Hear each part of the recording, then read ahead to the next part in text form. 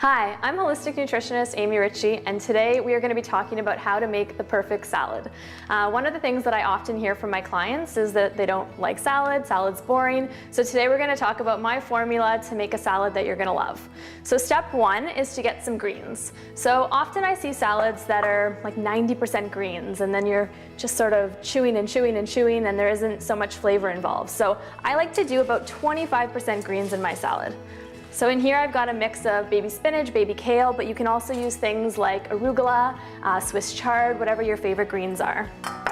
The other 25% is going to be fibrous vegetables. So I like to use bell peppers. These are a great flavor. You can chop them up thin. When you cut it open, you don't want to include the seed inside. So shake those off. And you can choose your favorite here. So some things I'm going to add to this one today is bell peppers, cucumber, cherry tomatoes, and red onion.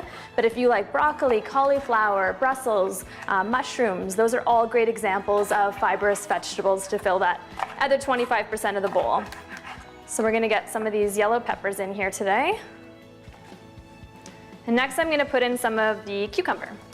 So cucumber's great. I also love using this in smoothies, but for salads, it's one of those things that doesn't really add much calories, add some water, some crunch, some fiber. Fantastic to help keep you full. So we're gonna add this one into the salad next. And I definitely recommend choosing your favorite items for a salad. You don't have to follow this exact formula, but again, about 25% greens, the other 25% for the base of your salad is going to be your fibrous vegetables. Okay, so we've got our 50% fibrous vegetable base here, and typically I would say that's about 2/5 if you're trying to measure it looking visually. Next we're going to go on to our proteins. So there's two kind of classes of proteins. We have our plant-based proteins, which are going to be things like your beans and legumes, your chickpeas, also your nuts and seeds are a really great source of plant-based protein. On the other side we have some of our animal proteins. So we have eggs, I have some goat's feta, which is my favorite. I have some shredded chicken. Other options for animal proteins include things like fish, shrimp, steak. Those would be all great to go on top of this. So for my salad today, I'm gonna do some shredded chicken. And for protein sizes, usually about a palm size is a good amount for your protein. So we're gonna get some shredded chicken onto our salad here. I think I'm also gonna go with a little bit of the goat's feta, a little sprinkling there.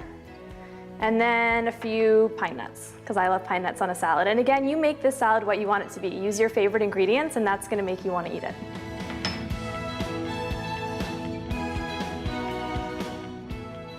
Okay, so next we're gonna add some healthy fats to our salad. I left out a few of the things that we used in protein, because some of these do contain healthy fats. For example, in eggs, the yolk is gonna give you some healthy fat. All nuts and seeds are also gonna contain some fat, and cheese does as well. One of my favorites to add on top of salads is avocado, and I'm quickly going to show you how I cut this. So you're going to hold it firmly, slice horizontally, and you'll connect at the top here. Give it a spin, and then you hope that inside it's bright green, so that's a good avocado. They can go off pretty quickly on you. Using a spoon, I just like to scoop around the edges here, and you're going to pull that out. This avocado is very ripe. Right. Flip it that way, and for a beautiful presentation on a salad, what I like to do is cut it in thin stripes here. And then when you put it on top of your salad,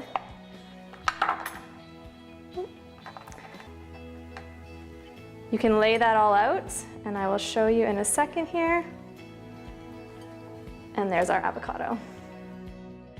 So next we're going to add some carbohydrates to our salad. Depending on what your health goals are, I might recommend more or less of these, but typically I like to do about a heaping handful of them. In the winter, I love using roasted sweet potato, and I'm going to quickly show you how I like to cut it. It can be a bit of a pain. The easiest way I find is to use a sharp knife, cut it down the middle, and then versus using a peeler, you can just go like this down the sides and slice off the peel. So really quick, and then you can roast that in the oven or throw it in a frying pan and add that on top of your salad as one of your carbohydrate choices. Some of the other options that I have here for you today are peaches. So that's actually what we're going to add to our salad today. I'm loving peach season, so we're going to slice these up, get it into the salad. And again, I said about a heaping handful, so we're going to do a little bit of peaches on this salad and then a little bit of local blueberries that a friend just picked for me. So we're going to add those on.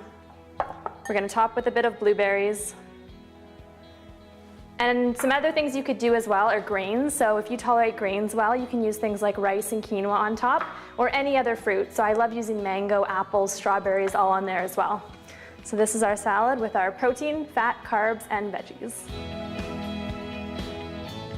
Okay, so our last step, we're gonna address the salad. So this is one of the areas that I often see tons of sugar, calorie, low quality oils getting added on top of the salad. So I definitely encourage you to either make your own or just flip the bottle over and look at the ingredients in the salad dressing that you are buying. One of my favorite things to do is just mix a little bit of good quality olive oil with some salt and pepper and a balsamic. So I have lots of different flavors of balsamic, but today we're gonna use a white balsamic that is cranberry and pear. So I'm gonna mix a little bit of this in with my olive oil. Stir that up a little bit. And we're gonna put that over top of our salad.